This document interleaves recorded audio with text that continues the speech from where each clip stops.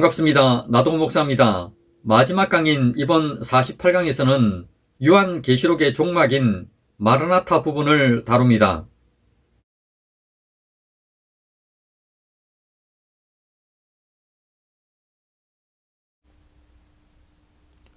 이번 강은 마지막 강으로 계시록 22장 6절로 21절을 다룹니다.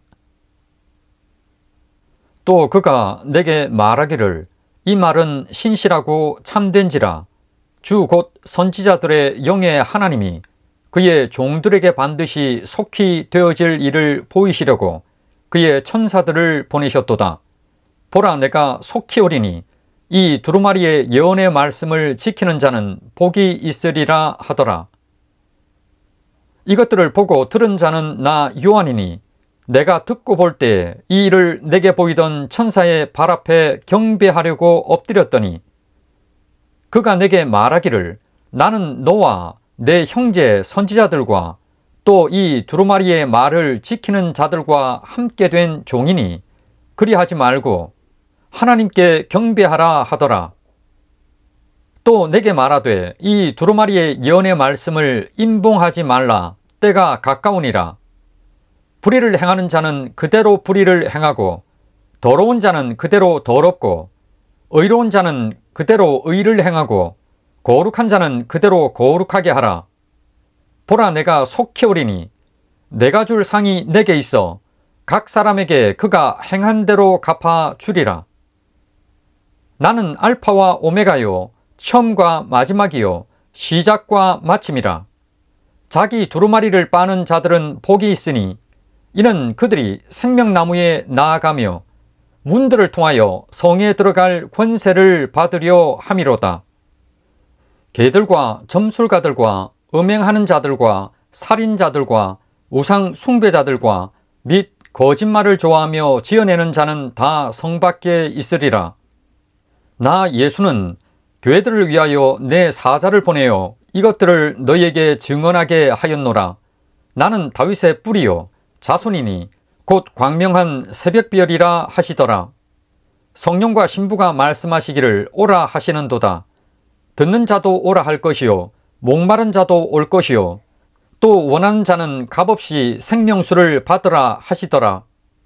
내가 이 두루마리의 예언의 말씀을 듣는 모든 사람에게 증언하노니 만일 누구든지 이것들 외에 더하면 하나님이 이 두루마리에 기록된 재앙들을 그에게 더하실 것이요 만일 누구든지 이 두루마리의 예언의 말씀에서 제하여 버리면 하나님이 이 두루마리에 기록된 생명나무와 및 거룩한 성의 자묘함을 제하여 버리시리라.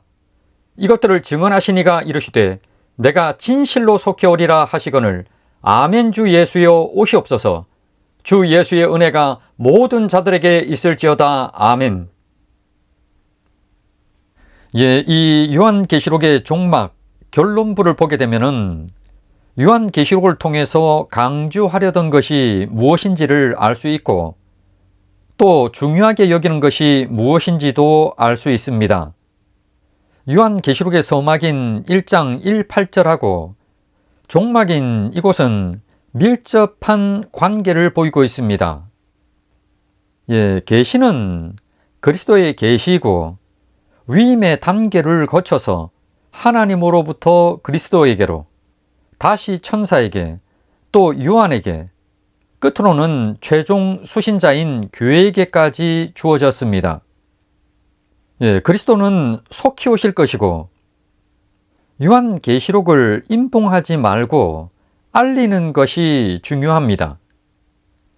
그리고 환난과 고난을 당하는 성도들을 위로하고 있고 종국에는 의인은 천국에 악인은 불못의 형벌이 있다는 겁니다.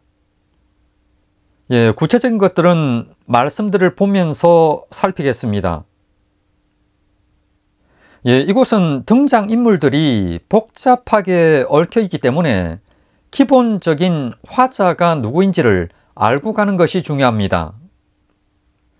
여기 6절로부터 시작해서 16절까지는 화자가 천사입니다.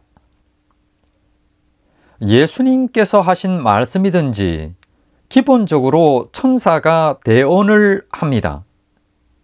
그리고 17절 A 부분은 성령과 신부인 교회가 화자입니다.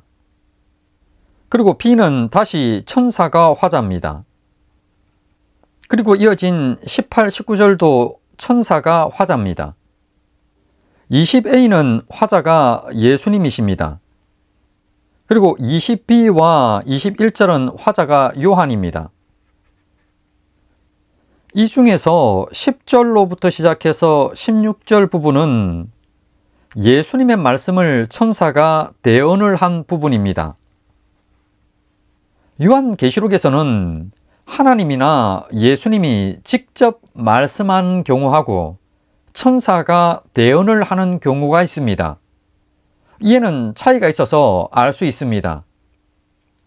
만약에 직접 말씀하실 때에는 항상 누가 말씀하는가를 밝힙니다.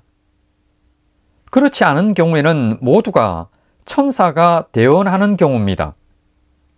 하나님이 직접 말씀하시는 경우에는 예를 들면은 1장 8절에서 주 하나님이 이르시되 나는 알파와 오메가라 이제도 있고 전에도 있었고 장차 올 자요 전능한 자라 하시더라. 이렇게 화자가 누구인지를 직접 밝힙니다. 또 보면은 21장 5, 8절에도 보면은 보좌에 앉으시니가 이르시되 이렇게 화자이신 하나님을 직접 밝히고 있습니다. 예수님의 경우를 보게 되면은 1장 10절로 11절 또 1장 17절로부터 계시록 2장 3장 그리고 여기 나오는 22장 20절 A 부분입니다. 이를 제외한 나머지는 전부 천사가 대언을 한 경우입니다.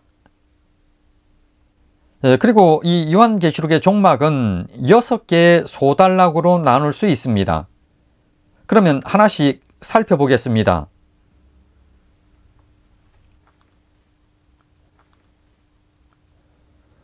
먼저 6절로 9절에서는 예언의 신실성하고 긴급성에 대한 내용이 나옵니다. 또 그가 내게 말하기를 이 말은 신실하고 참된지라 주 곧 선지자들의 영의 하나님이 그의 종들에게 반드시 속히 되어질 일을 보이시려고 그의 천사를 보내셨도다. 보라 내가 속히 오리니 이 두루마리의 예언의 말씀을 지키는 자는 복이 있으리라 하더라.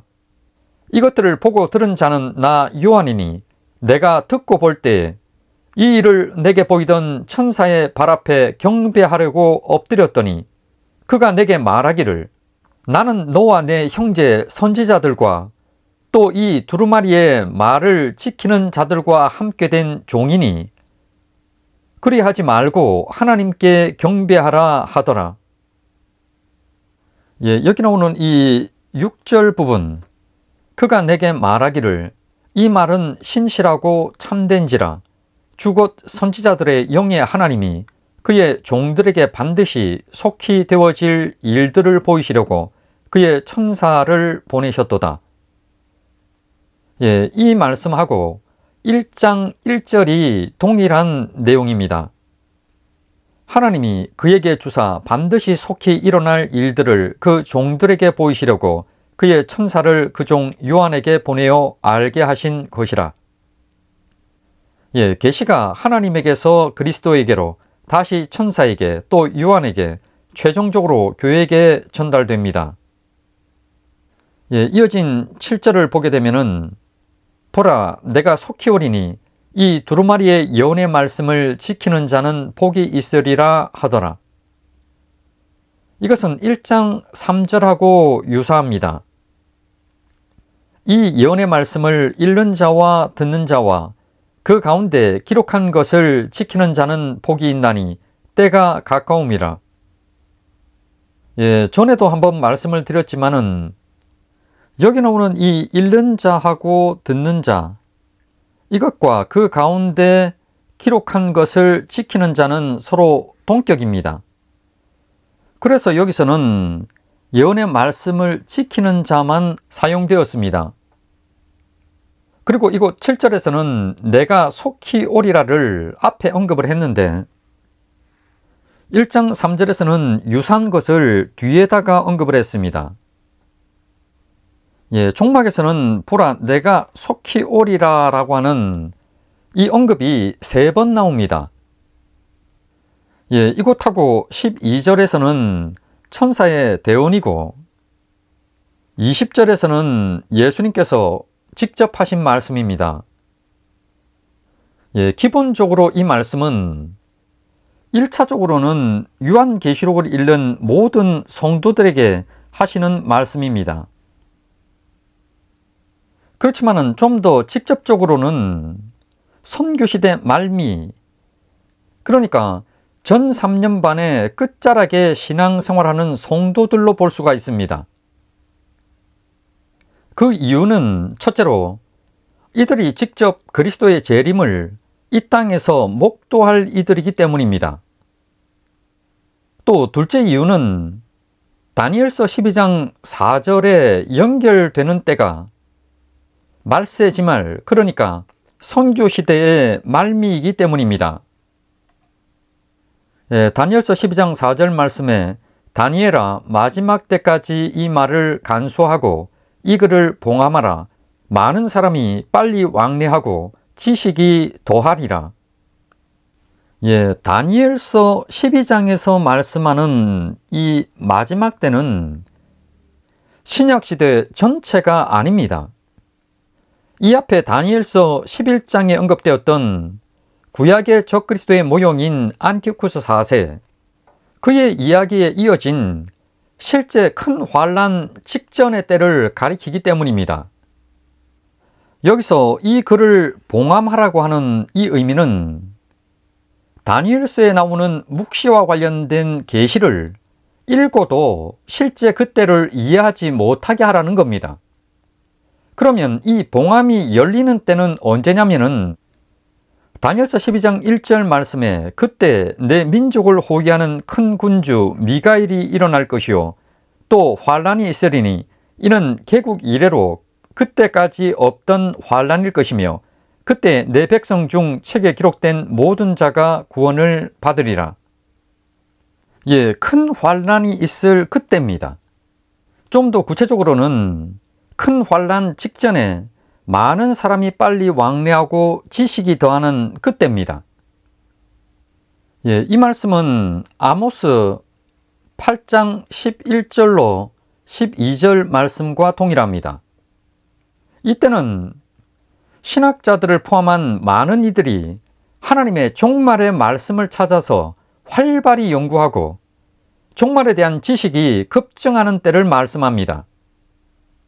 그러면 좀 더 직접적으로 다니엘서가 말씀하는 마지막 때가 적그리스도의 출현 때인지를 살펴보겠습니다. 다니엘서 12장 9절로 11절입니다. 그가 이르되 다니엘아 갈지어다. 이 말은 마지막 때까지 간수하고 봉함할 것임이니라.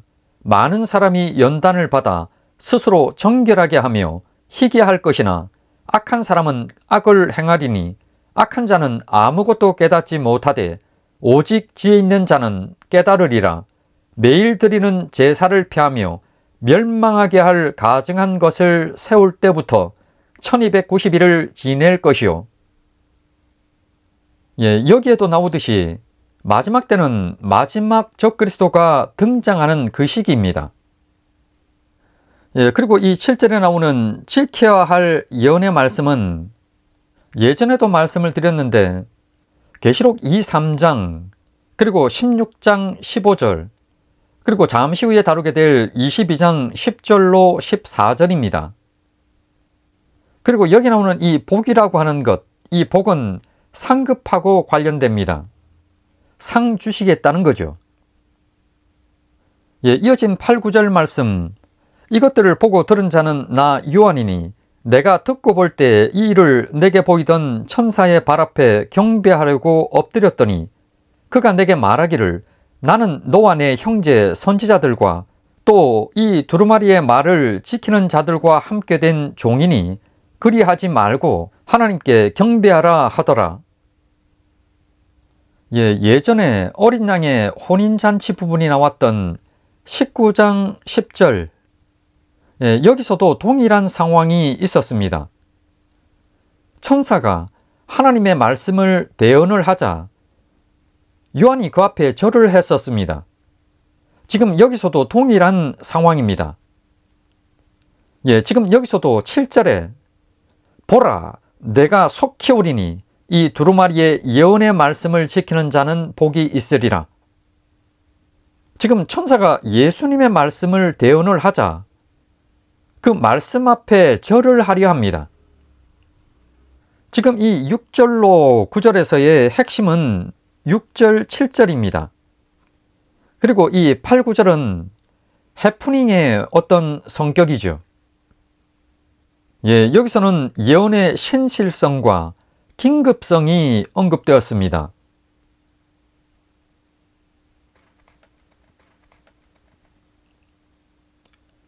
이어서 10절로 16절인데 이곳은 천사가 대언한 예수님의 당부가 나옵니다. 또 내게 말하되 이 두루마리의 예언의 말씀을 임봉하지 말라. 때가 가까우니라. 불의를 행하는 자는 그대로 불의를 행하고 더러운 자는 그대로 더럽고 의로운 자는 그대로 의를 행하고 거룩한 자는 그대로 거룩하게 하라. 보라, 내가 속히 오리니 내가 줄 상이 내게 있어 각 사람에게 그가 행한 대로 갚아 주리라. 나는 알파와 오메가요 처음과 마지막이요 시작과 마침이라. 자기 두루마기를 빠는 자들은 복이 있으니 이는 그들이 생명나무에 나아가며 문들을 통하여 성에 들어갈 권세를 받으려 함이로다. 개들과 점술가들과 음행하는 자들과 살인자들과 우상 숭배자들과 및 거짓말을 좋아하며 지어내는 자는 다 성 밖에 있으리라. 나 예수는 교회들을 위하여 내 사자를 보내어 이것들을 너희에게 증언하게 하였노라. 나는 다윗의 뿌리요 자손이니 곧 광명한 새벽별이라 하시더라. 10절에서 요한계시록의 예언의 말씀을 임봉하지 말라. 때가 가깝다고 하십니다. 다니엘서 12장 4절에서는 마지막 때까지 임봉을 하라 했었는데 실제 그 때가 가까워오자 임봉하지 말라 하십니다. 앞서도 말씀드렸듯이 이 말씀은 1차적으로는 신약시대 전체 성도들에게 주십니다. 그러나 2차적으로는 큰 환란 기간이 가까워 오고 종말에 대한 말씀이 활발히 연구되고 또 종말에 대한 지식이 급증하는 그때를 나타냅니다.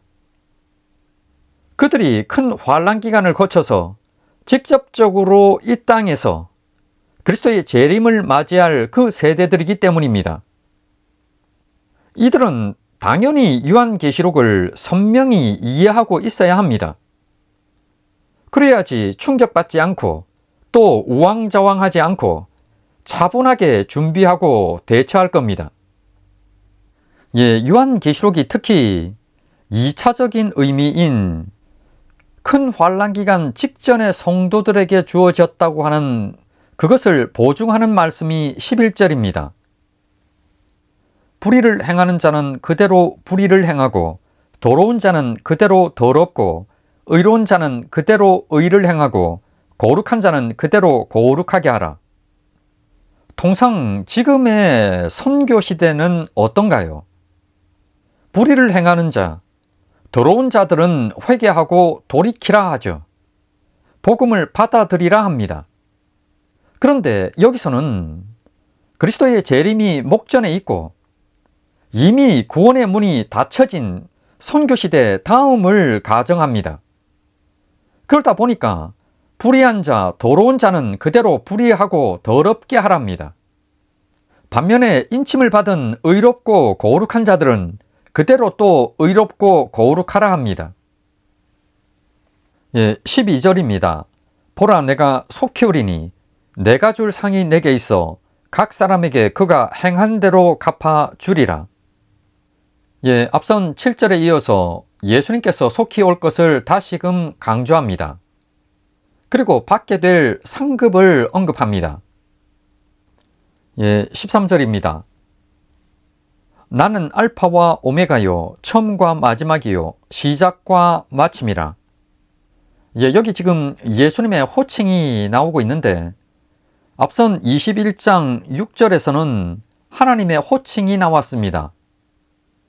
하나님의 호칭이 먼저 언급되고 이어서 그리스도에게로 확장되는 모습인데, 서론부에서도 그랬습니다. 1장 8절에서 나는 알파와 오메가라, 이제도 있고 전에도 있었고 장차 올 자요 전능한 자라. 성부 하나님의 호칭이 먼저 언급된 후에 1장 17, 18절에서 나는 처음이요 마지막이니 곧 살아있는 자라, 내가 전에 죽었었노라. 그리스도의 호칭으로 이렇게 확장이 되었었습니다. 지금 여기서도 동일하게 앞서 하나님에게서 이제는 그리스도에게로 호칭이 확장되고 있습니다. 이어서 14절입니다. 자기 두루마기를 빠는 자들은 복이 있으니 이는 그들이 생명나무에 나아가며 문들을 통하여 성에 들어갈 권세를 받으려 함이로다. 여기 나오는 이 회개한 자들은 구원의 복을 받은 자들이죠. 지금 여기 나오는 생명나무에 나아가는 것하고 문들을 통하여 성에 들어갈 권세를 받는 것, 이것은 동격으로 지금 사용되고 있습니다.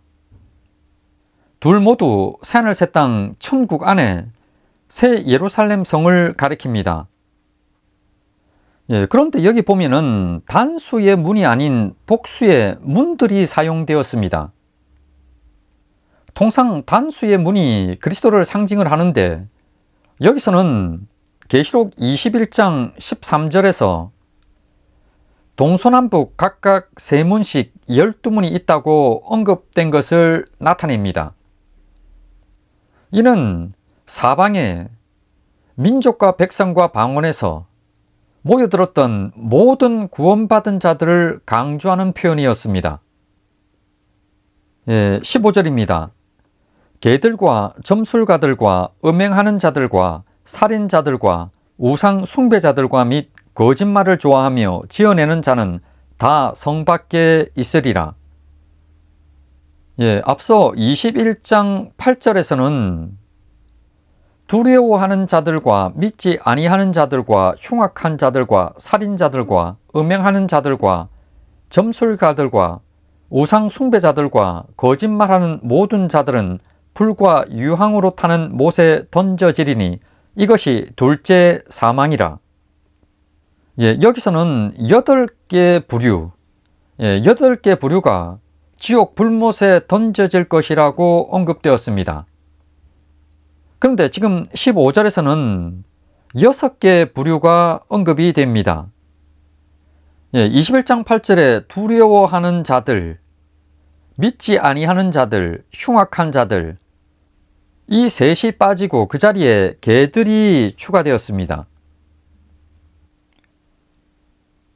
이 개들이라고 하는 이 단어가 성경에서는 통상 미련한 자들 또는 남창, 또 물질 이득만을 탐하는 불의한 지도자, 이방인들, 유대주의의 거짓 선생들, 이렇게 사용이 되었습니다.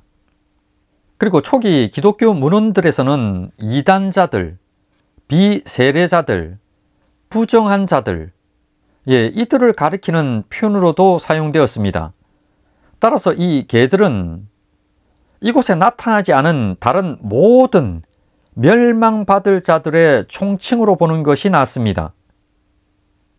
그런 용도로 해서 지금 이 개들이 사용되었습니다. 이어서 16절입니다. 나 예수는 교회들을 위하여 내 사자를 보내어 이것들을 너희에게 증언하게 하였노라.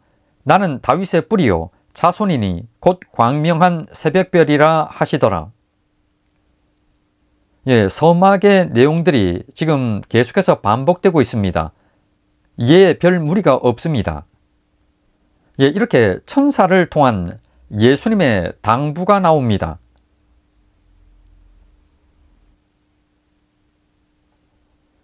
이어서 재림의 촉구가 나오고 있는 17절입니다. 성령과 신부가 말씀하시기를 오라 하시는도다. 듣는 자도 오라 할 것이요 목마른 자도 올 것이요 또 원하는 자는 값없이 생명수를 받으라 하시더라.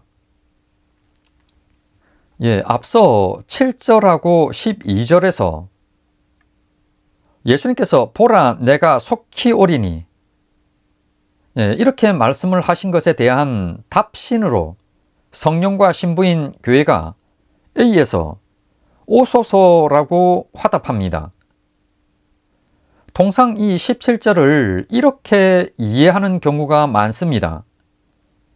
성령과 신부인 교회가 세상을 향하여 전도라고 하는 그 전도의 목적으로 오라, 주 예수께 오라고 해석합니다. 물론 그럴 가능성도 배제할 수는 없습니다.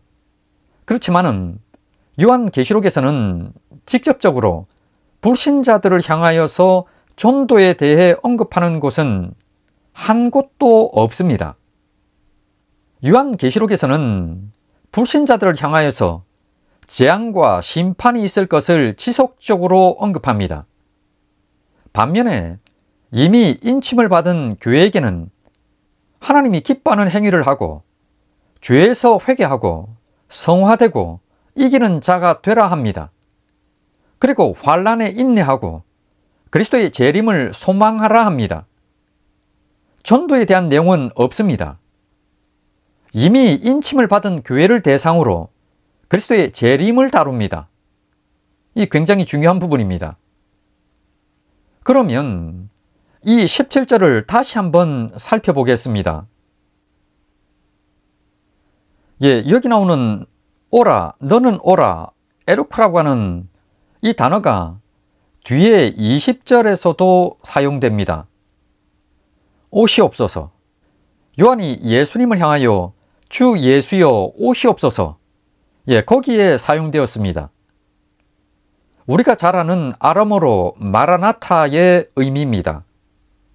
이 20절에서는 존칭형으로 이렇게 번역이 되었는데 이곳 AB에서는 오라, 너는 오라 이렇게 번역이 되고 있습니다.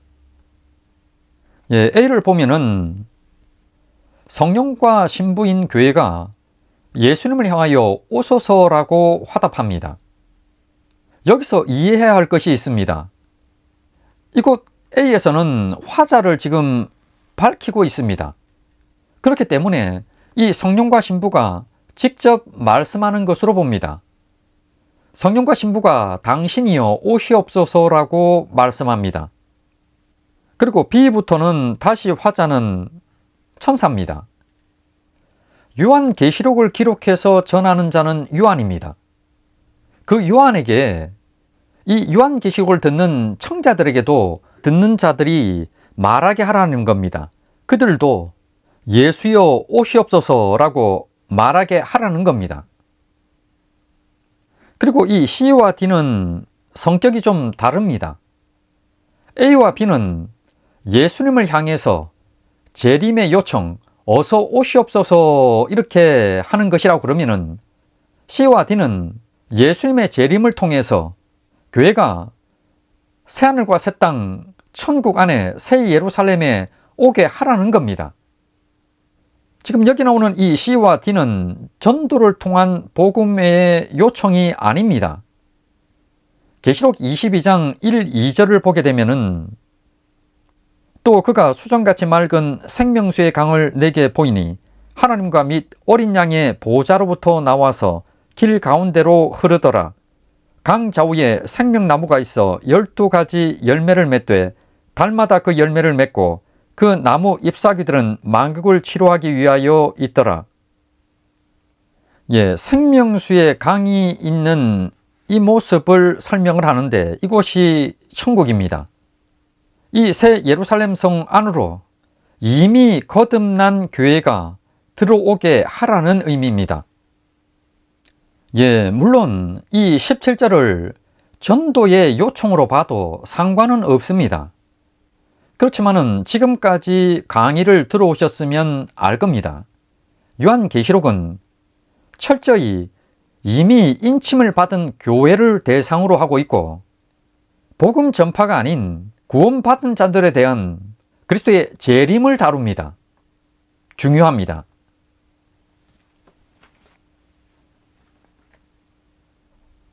다음으로 이곳은 요한계시록 가감에 대한 경고가 나옵니다. 내가 이 두루마리의 예언의 말씀을 듣는 모든 사람에게 증언하노니 만일 누구든지 이것들 외에 더하면 하나님이 이 두루마리에 기록된 재앙들을 그에게 더하실 것이요, 만일 누구든지 이 두루마리의 예언의 말씀에서 제하여 버리면 하나님이 이 두루마리에 기록된 생명나무와 및 거룩한 성의 참여함을 제하여 버리시리라. 이곳은 화자가 지금 예수님인지 아니면 요한인지 논란이 있습니다. 두 견해가 모두 가능하지만은 18, 19절의 내용상 그리스도의 말씀을 지금 천사가 대언한 것으로 보아야 하기 때문에 천사의 대언으로 보는 것이 무난합니다. 이 구절들의 내용은 요한계시록의 예언에 더하거나 빼서 그 내용을 의도적으로 왜곡할 경우에 받게 될 심판을 경고합니다. 왜냐니까 기록된 이라고 하는 이 단어가 지금 완료 시제가 사용되고 있습니다.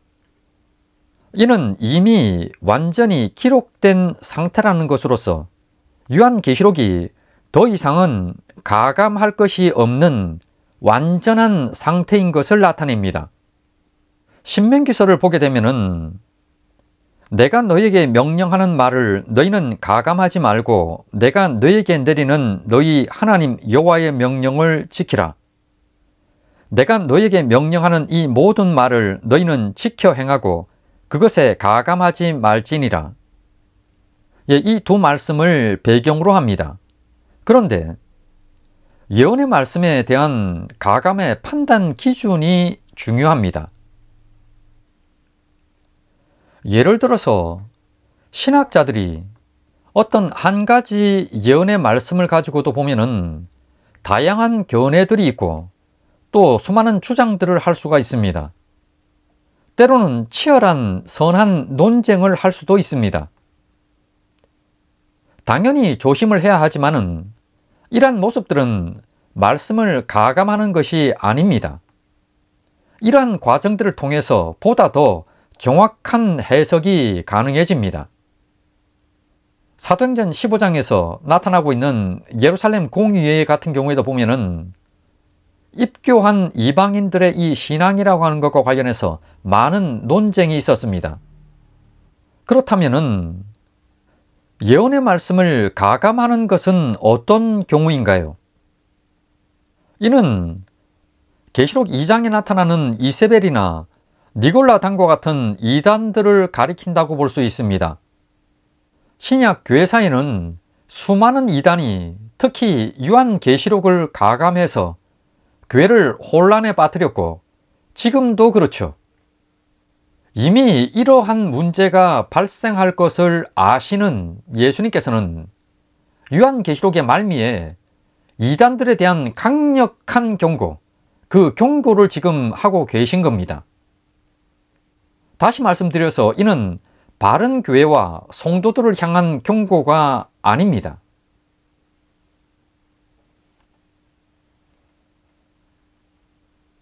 이곳 20절은 요한계시록의 대결론이 나옵니다. 이것을 증언하시니가 이르시되 내가 진실로 속히 오리라 하시거늘 아멘 주 예수여 오시옵소서. 지금 A에 나타나고 있는 이것들은 요한계시록을 의미합니다. 그리고 증언하시니는 3장 14절에 충성되고 참된 증인으로 언급된 예수님을 나타냅니다. 지금 예수님께서 직접 말씀합니다. 내가 진실로 속히 오리라. 이에 대한 화답으로 요한이 아멘 주 예수여 오시옵소서라고 화답합니다. 주 예수의 은혜가 모든 자들에게 있을지어다. 아멘. 마지막에 끝인사 또는 축도가 나옵니다. 그런데 여기서 논란이 있는 것은 이 모든 자들이라고 하는 이것이 누구냐는 겁니다. 불신자들까지를 포함한 모든 사람이냐 아니면 모든 성도들이냐는 겁니다. 요한 계시록이 환난 중에도 신앙을 지키고 끝내는 그리스도의 재림으로 영생의 복을 맞게 될 교회하고 반대로 점차 심화되던 재앙이 그리스도의 재림 심판으로 멸망하는 불신 세상을 대조하고 있기 때문에 여기서 은혜를 받는 모든 자들은 당연히 모든 성도로 봐야 타당합니다.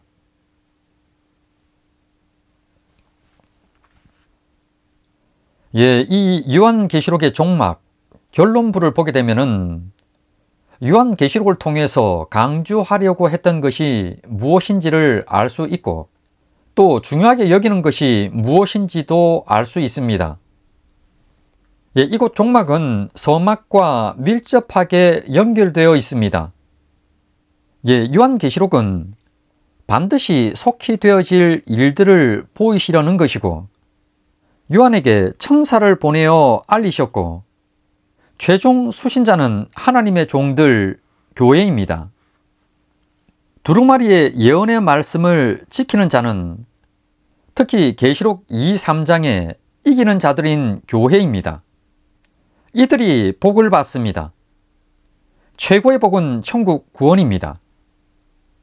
이 두루마리의 예언의 말씀을 임봉하지 말라 때가 가까우니라 하시는데 이 말씀은 다니엘서 12장 4절을 떠올리게 합니다.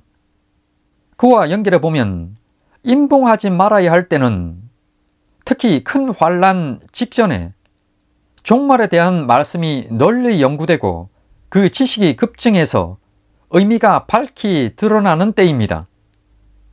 말세 지말이죠. 이를 보증해주는 말씀이 이어진 11절이었습니다. 불의를 행하는 자는 그대로 불의를 행하고 더러운 자는 그대로 더럽고 의로운 자는 그대로 의를 행하고 거룩한 자는 그대로 거룩하게 하라. 예수님은 속히 오리라 말씀합니다. 앞선 7절에서도 뒤에 20절에서도 계속 강조하십니다. 요한계시록의 중심 주제는 그리스도의 재림이고 이것이 결론입니다. 이 그리스도의 재림과 관련해서 성령과 신부인 교회도 어서 오시옵소서 그리스도의 재림을 소원합니다. 14절에서는 교회를 향한 회개를 강조합니다. 그리고 18, 19절에서는 요한계시록과 관련해서 이단들의 가감을 경고하시면서 그들에게 마지막 날에 강력한 심판이 있을 것을 경고하십니다. 끝으로 예수님께서는 내가 진실로 속히 오리라 하시고 요한은 마라나타로 화답합니다. 요한계시록의 목적은 첫째, 반드시 속히 일어날 일들을 알게 하려는 겁니다. 그것은 그리스도의 재림이 중심이고 또 그리스도의 재림을 중심으로 그 전후의 일들, 그 일들을 알게 하려는 겁니다. 둘째로는 기록된 것을 지키게 하려는 겁니다. 이기는 자가 되라는 것하고 고난과 환난 중에도 인내하면서 그리스도의 재림을 소망하라는 겁니다. 이 두 가지가 요한계시록의 목적입니다.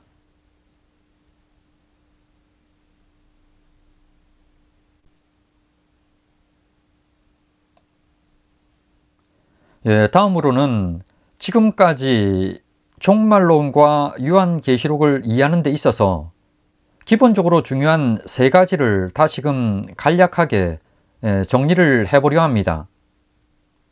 먼저는 7의 이해입니다.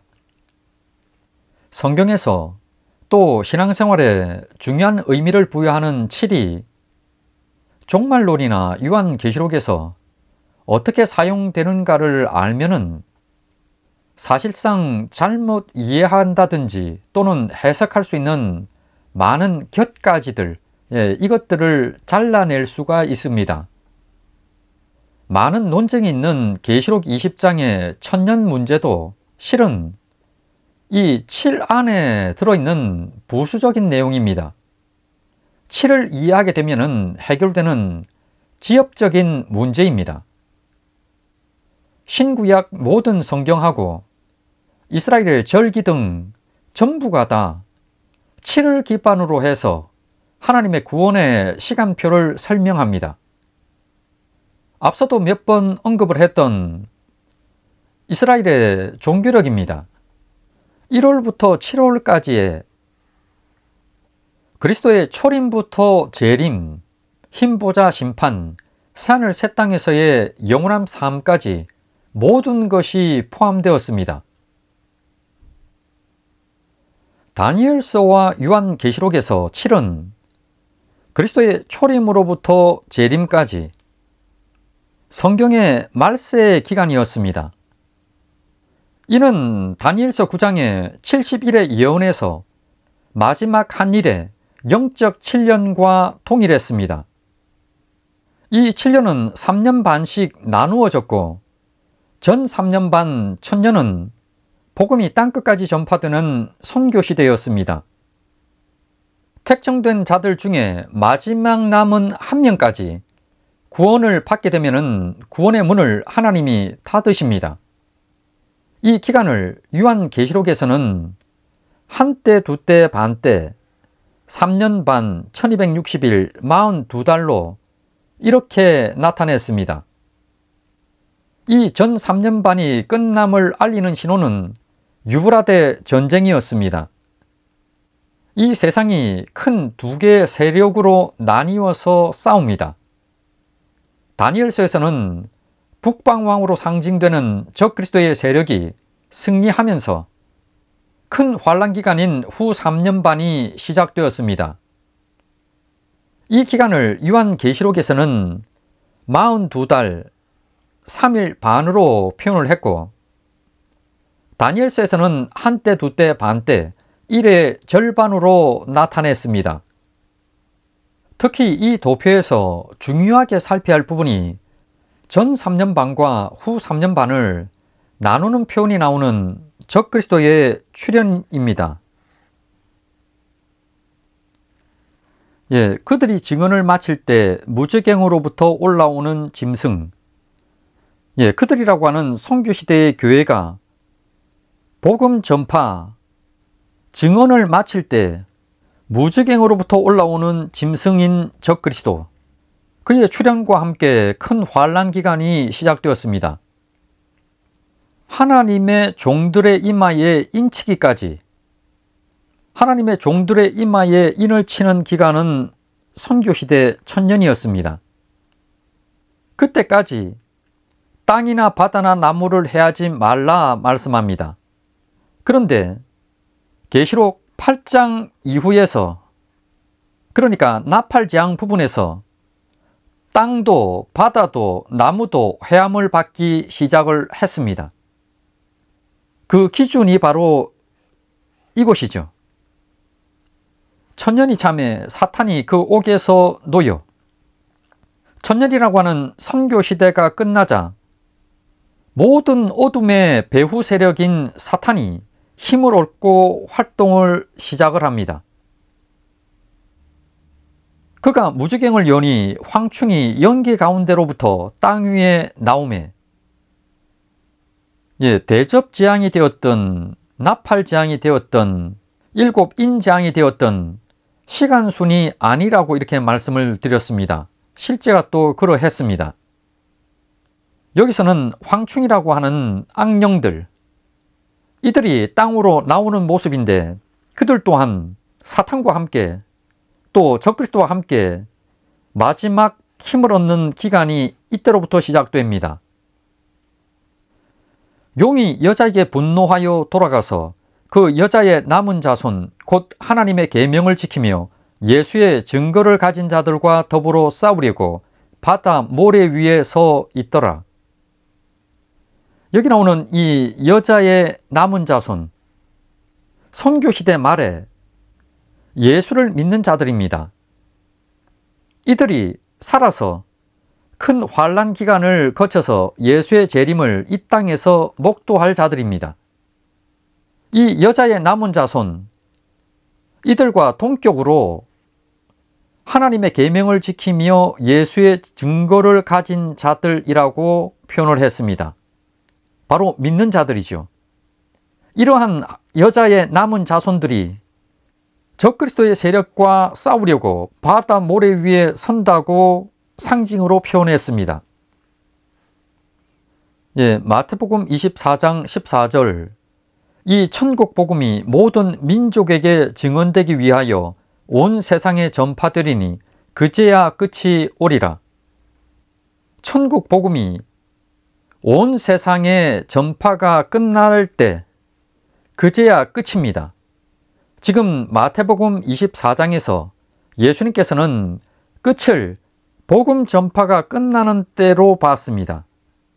그러니까 끝을 예수님께서는 이 기간 전체를 끝으로 봤습니다. 이처럼 전 3년 반과 후 3년 반을 나누는 기준, 바로 적그리스도의 출현과 관련된 이 부분이 요한계시록 2의 가장 중요한 기준입니다.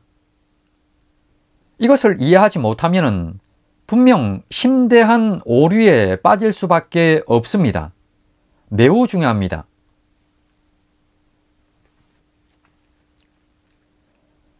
다음은 복음의 영향력입니다. 많은 성도들이 그리스도의 십자가 승리하고 요한계시록의 사건들을 연결시켜 생각하지를 않습니다. 그렇지만 이미 살폈듯이 십자가의 승리, 십자가 승리의 영향력을 벗어날 수가 없습니다. 그 영향력 아래 다 있습니다. 사탄을 포함한 모든 일들이 그러했습니다. 계시록 5장에서 예수님이 십자가로 승리하셨기 때문에 봉인된 두루마리를 하나님으로부터 받으실 수 있었습니다. 유대 지파의 사자 다윗의 뿌리가 이겼으니 그 두루마리와 그 7인을 떼시리라 하더라. 이 봉인을 떼는 모습이 세상 죄에 대한 심판의 모습으로 그려졌습니다. 선교시대인 지금은 내 말들의 상징처럼 이 세상이 심판을 받고 있습니다. 흰 말인 세상 제국에 의해서, 붉은 말인 전쟁으로, 검은 말인 기근으로, 또 청황색 말인 전염병으로 재앙을 받고 있습니다. 이어진 큰 환난 기간에는 유브라데 전쟁으로 시작되는 나팔 재앙을 받고, 그리스도의 재림에는 대접 재앙인 아마겟돈 전쟁, 재림 심판을 받습니다. 이러한 모습은 그리스도의 십자가 승리가 그 근원적 이유였습니다. 또 중요한 것이 그리스도의 십자가 승리가 복음으로 사탄의 힘을 제어하는 능력으로 나타났습니다. 그래서는 복음이 전파되는 과정에 사탄은 방해는 할 수 있지만은 복음 전파 자체를 막을 수 없게 되었습니다. 그리고 복음 전파 과정에 인침을 받는 자가 생겨나는 것, 그것을 막을 수 없게 되었습니다. 그리고 이미 인침을 받은 자를 미혹할 수는 있지만은 그리스도 안에 있는 그 생명 자체를 아예 건들 수 없게 되었습니다. 이 모습을 계시록 20장에서는 사탄이 무저갱에 감금되어 있는 것으로 이렇게 상징했습니다. 이러한 복음의 영향력, 이것이 너무나도 중요하기 때문에 계시록 12장에서는 삽입을 통해서 상세히 설명하기도 했습니다. 하늘에 전쟁이 있으니 미가엘과 그의 사자들이 용과 더불어 싸울세 용과 그의 사자들도 싸우나 이기지 못하여 다시 하늘에서 그들이 있을 곳을 얻지 못한지라. 큰 용이 내쫓기니 옛뱀 곧 마귀라고도 하고 사탄이라고도 하며 온 천하를 꿰는 자라. 그가 땅으로 내쫓기니 그의 사자들도 그와 함께 내쫓기니라. 여기에서 예수님을 힘의 천사장인 미가엘로 이렇게 상징화했습니다. 이 모습은 다니엘서 12장 1절에서도 동일한 모습으로 나타났습니다. 그때 내 민족을 호위하는 큰 군주 미가엘이 일어날 것이요 또 환란이 있으리니 이는 개국 이래로 그때까지 없던 환란일 것이며 그때 내 백성 중 책에 기록된 모든 자가 구원을 받을 것이라. 이곳 계시록 12장 7절 이하에서는 십자가 사건을 하늘 전쟁이라고 이렇게 묘사했고, 여기서 패퇴한 사탄과 그의 무리는 힘을 잃고 하늘에서 땅으로 내쫓겼습니다. 이것을 계시록 12장 10에서 12절에서는 직접적으로 다시 강조했습니다. 내가 또 들으니 하늘에 큰 음성이 있어 이르되 이제 우리 하나님의 구원과 능력과 나라와 또 그의 그리스도의 권세가 나타났으니 우리 형제들을 잠수하던 자 곧 우리 하나님 앞에서 밤낮 잠수하던 자가 쫓겨났고 또 우리 형제들이 어린 양의 피와 자기들이 증언하는 말씀으로써 그를 이겼으니 그들은 죽기까지 자기들의 생명을 아끼지 아니하였도다. 그러므로 하늘과 그 가운데 거하는 자들은 즐거워하라. 그러나 땅과 바다는 화 있을진저 이는 마귀가 자기의 때가 얼마 남지 않은 줄을 알므로 크게 분내어 너희에게 내려갔음이라 하더라. 이제 사탄과 그의 세력들이 영향력을 행사할 수 있는 자들은 땅에 거하는 자들, 불신자들 뿐입니다. 이러한 복음이 요한계시록 전반에 흐르는 영향력이었습니다. 이 또한 매우 중요합니다.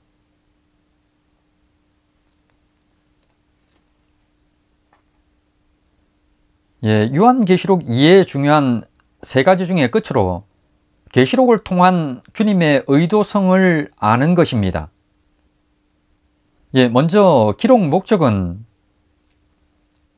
반드시 속히 일어날 일들을 보여 알게 하고 기록된 것을 지키게 하는 데 있습니다. 서막과 종막에 나왔습니다.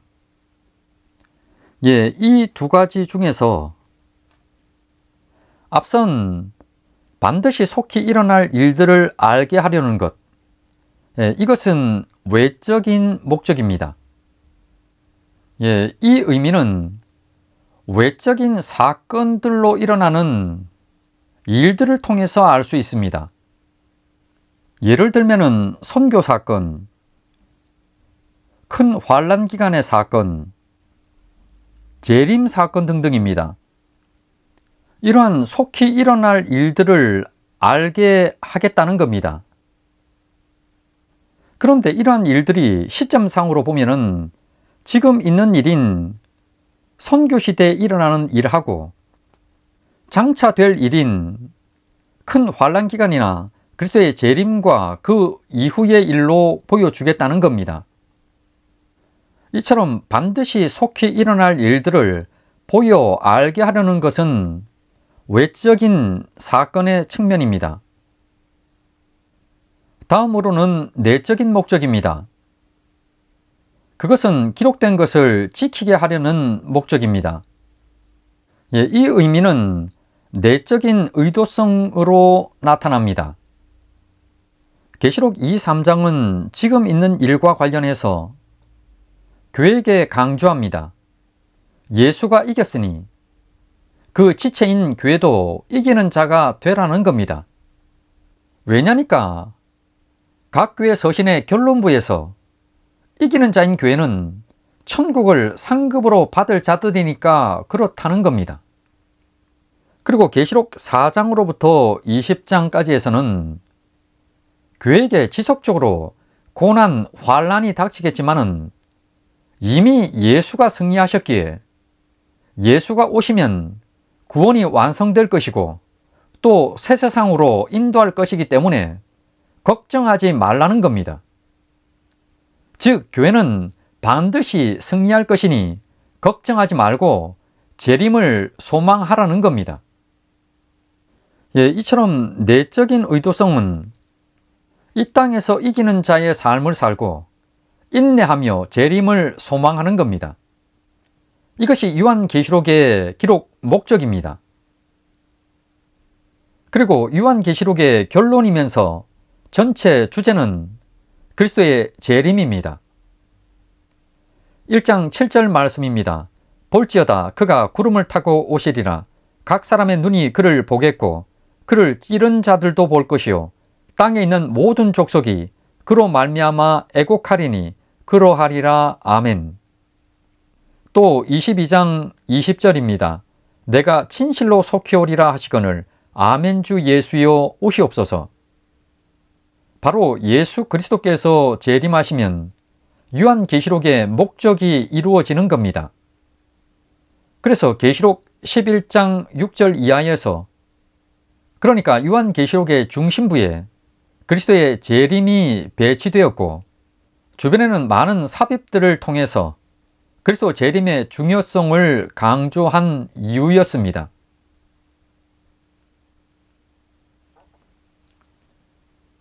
이처럼 요한계시록을 이해하는 데 중요한 세 가지입니다.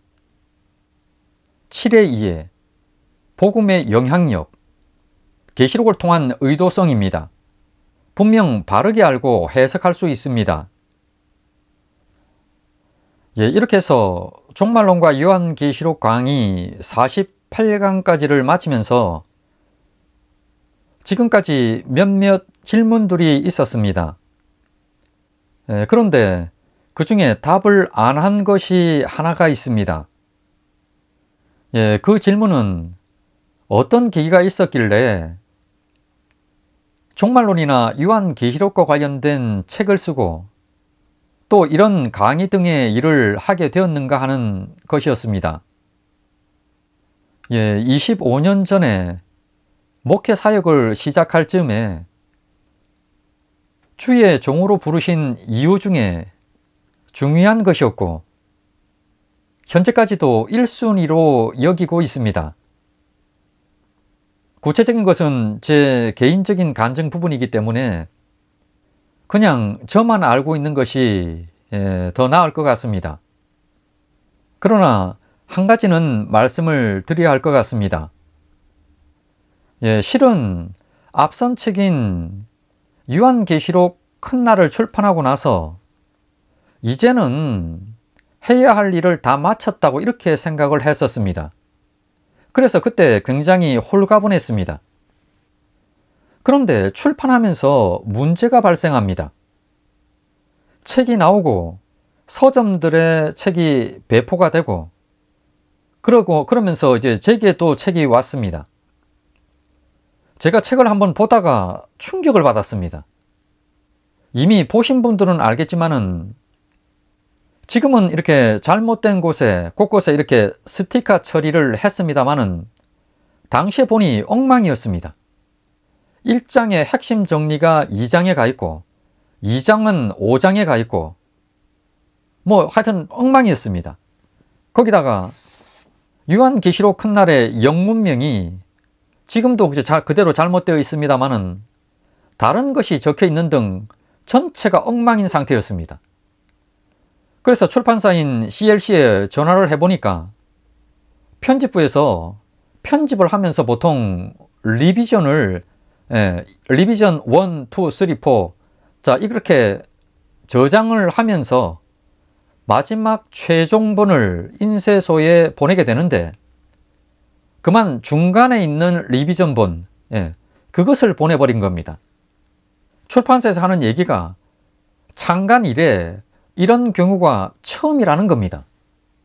서점들에는 책이 이미 배포가 되어 있고, 거기다가 하필 재출판을 결정해야 할 대표님은 미국 출장 중인데 바로 연락이 안 되는 겁니다. 그래, 할 수 없이 급히 틀린 곳을 스티커 처리하게 됩니다. 그때까지만 해도 저는 단순 실수인가 보다 이렇게 여겼습니다.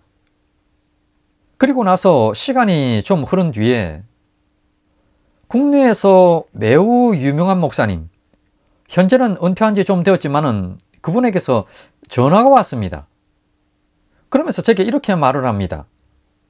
요한계시록에 대한 많은 책들을 보면서 제 책도 보게 되었는데 가장 정확히 해석한 책 같다는 겁니다.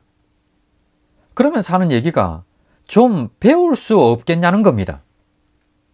그 말에 굉장히 제가 당황을 했습니다. 저는 그때까지도 그 책을 보면은 충분히 종말론이나 요한계시록을 이해하는데 무리가 없겠지라고 그렇게 생각하고 있었습니다. 그런데 신학적으로도 저명한 분이 저런 말을 한다기에 굉장한 충격이었습니다. 그래서 생각을 해보니 출판사 문제도 그렇고 요한계시록 큰난로는 부족하다는 것을 그때서야 알게 되었습니다. 그래서 다시 종말론과 요한계시록을 준비하게 되었습니다. 이 정도 선에서 질문에 가름하고자 합니다. 이제 그리스도의 재림에 앞서 있게 될 큰 환란 기간이 사실 그렇게 멀지 않은 그런 시간을 지금 우리는 살아가고 있다고 생각합니다. 세상의 움직임과 요한계시록에 조금은 민감한 모두가 되었으면 합니다. 이 종말론과 요한계시록이 출판되고 나면은 이어서 큰 환란 기간과 관련해서 한 100페이지 이내 정도의 책으로 이렇게 큰 환란의 때에 꼭 챙겨야 할 내용으로 좀 준비를 계속 하려고 합니다. 많은 기도 부탁드립니다. 이렇게 해서 종말론과 요한계시록 강의를 모두 마쳤습니다. 처음에는 1년 정도를 예상을 했었는데 3년여가 흘렀습니다. 제 개인적으로는 이 강의가 선명하게 종말론과 요한계시록을 밝혔다고 이렇게 생각합니다. 주변에 많은 분들에게 알려주시기를 부탁드리며 이 강의를 시청한 모든 분들에게 하나님의 은혜가 충만하시기를 기원합니다. 감사합니다.